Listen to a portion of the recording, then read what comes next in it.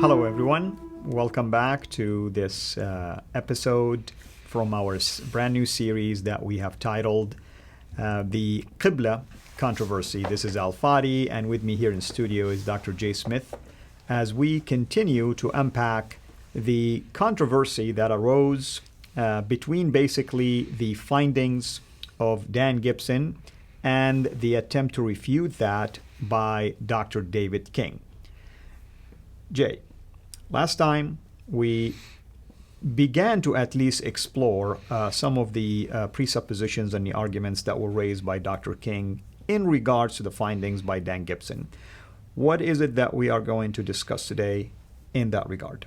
Well, now we're going to go and we're going to look at what King is saying, and then we're going to look and see what Dan's response to it. The King was saying basically that these earlier barbaric people who were unknowledgeable, they were not clever, they didn't know mathematics, they used Solstice, they use equinox, they use all these different other lines, they use the solstice lines. I don't even know the word solstitial lines. Is that how you say it in English? I'm asking you, an Arab, how to say it in English. And so these solstitial lines, now what are we talking about? Well, when as we go through the year, because of the fact that we're oblong, we're not perfectly spherical, and we're not moving perfectly at one angle towards the sun.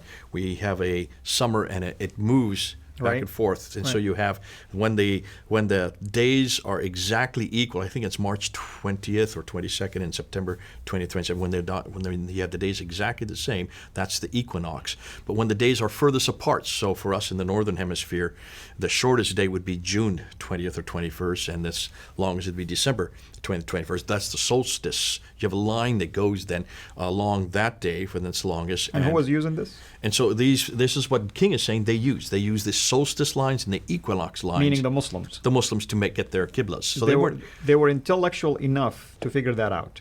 Yes, because they could see the sun. They could see where, and they knew when the longest day was. And everybody, and this is known for centuries. They always and by the way, I'm saying intellectual enough in a positive way. They were intellectual enough to notice that. Yet I'm surprised that they couldn't tell the direction of Mecca without the use of this. So what they were interested in is they were not interested in Mecca per se. They were interested in just taking that which had always been their history, the solstice lines and the equinox line, and then patterning their mosques again along those lines. Now, as we've read in chapter 2, verse 149 to 150. In the Qur'an. In the Qur'an, it says, direct face, direct it. What's it?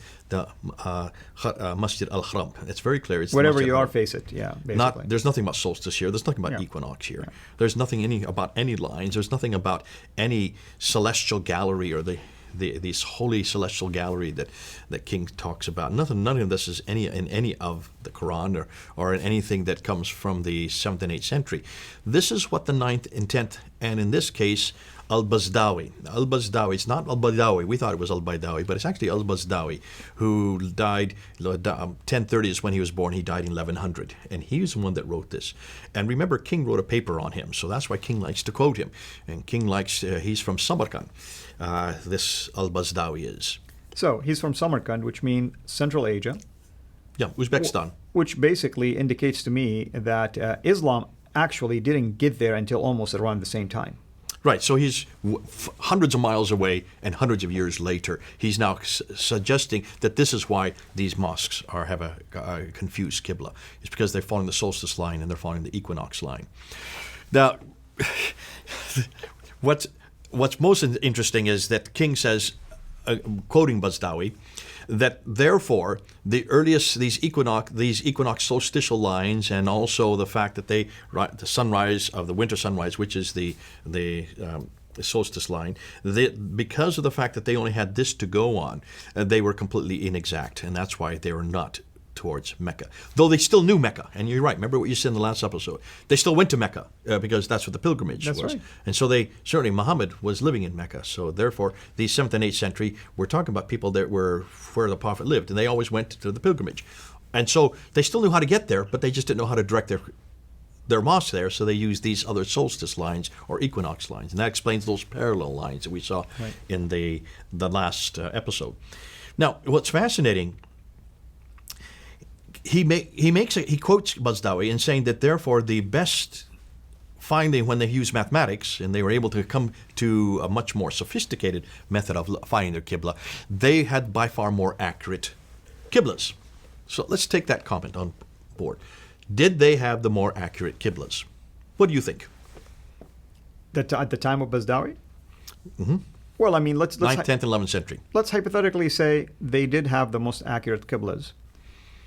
You would think so, right? Right. Because later it gets better. It gets better as you learn more. Correct, exactly. We now know exact distances. We know exact That's directions. what I was going with, that using his argument, like the later, they became more efficient. This is a 21st century thinking. This is a European and a Western way of thinking. We know better than they do because we have better material. We have mathematics. And this was Bazdawi's attitude. It looks like, and Dan Gibson read this, and he was scratching his head and saying, hey, there's a problem here. Because if they were better, they should really have had more accurate Qiblas, don't you think? That's right. So let's look and see. Look at the Petra Qiblas, the 20 Petra Qiblas that were discovered before, certainly most of them by 706. Mm-hmm. They're 2.9 degrees of accuracy. From thousands of miles away, Canton, way over in China, thousands of miles away. Shedaman in Kerala, thousands of miles away. They're 2.9 degree accuracy. If you take away the two worst, so 18 of the 20, it comes down to 1.9. That's pretty accurate. Wow. That's pretty accurate. Let's go put up that thing up again. Now let's take a look at that graph. What about the between ones? Remember the between ones that were created by Al-Hajjaj? Yeah. That were in a place that made no sense, that were actually nowhere. There's nothing there, no structure, no building, not even a mountain, not even an oasis, nothing. Footprint, nothing's there. They're less than a degree of accuracy. Less than a degree. That's how accurate they were. Right. Now let's look at the parallel mosques. Parallel mosques are going straight south. They're within 3.5 degrees of accuracy. But, I mean, if you look at it, the further you're away from there, you'll see that it's amazing parallelism that was taking place. Now, let's go to the Meccan ones. Right. The purple ones, they're on the screen. 4.78 degrees of accuracy. Even if you want to take that argument, take a look. The Meccan Qiblas are the worst, the most inaccurate. They didn't get better, they got worse. That's right. And why did they get worse? Well, remember, there's a reason why they got worse, and Gibson explains it to us. And the reason is very simple. When you look at who the Nabateans are, because these are the Nabateans, these are the precursors to the Arabs, and as you're going to tell us, an awful lot of them, we get an awful lot of what we know today about Islam comes from the Nabateans, the language as well. We're going to be talking about that in another episode, in a whole other series, about just the influence of the Nabateans on the Arabs. But what we do know is that the Nabateans didn't have the Romans hadn't built the roads yet, and remember, the Nabateans were the great traders. They were the ones that took goods from the Mediterranean and went all the way as far as China. They were well known as being as far as China. We even know of Chinese who were brought back to the Nabatean courts back in hundreds of years before the time of Muhammad. So the Nabateans in China had an awful lot of trade already. And people say, how could they have a mosque built in the 7th century in Canton? Well, the reason why is because the Nabateans were already there. That's right. And when the Nabateans were the only ones that ever were able to cross the deserts, that's why they were such good traders.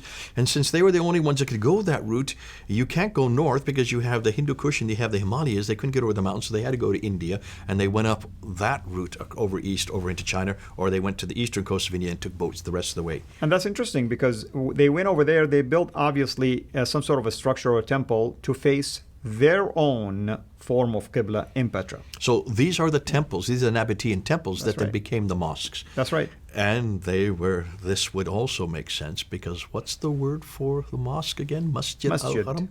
What does masjid mean? Masjid meaning just a place of prayer. A place of prayer. Where you bow down. You bow down. Yeah. And that would be what the Nabateans were doing. So masjid is actually a word that comes from Nabatean. It actually is derived. We're going to get into that later as the borrowed words that come from Nabatean. You're going to be excited when you see that. But that's not right for now. Nonetheless, what we are saying is these Nabateans, they were all over the place. They were as far away as Canton.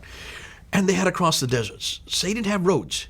By the time the 9th and 10th century came around, they did start putting in roads in there. And that's why many of the later ones did not know what the earlier ones did. But what did the early ones do? Let's take a look at that image. And this is what we know as the Kamal, K-A-M-A-L. Best we can derive it from in English. The Kamal was what was used by the Nabateans whenever they went across the desert. Now, they didn't have roads. The sands kept on shifting. Right. So they didn't use anything that they could look at. They used the horizon.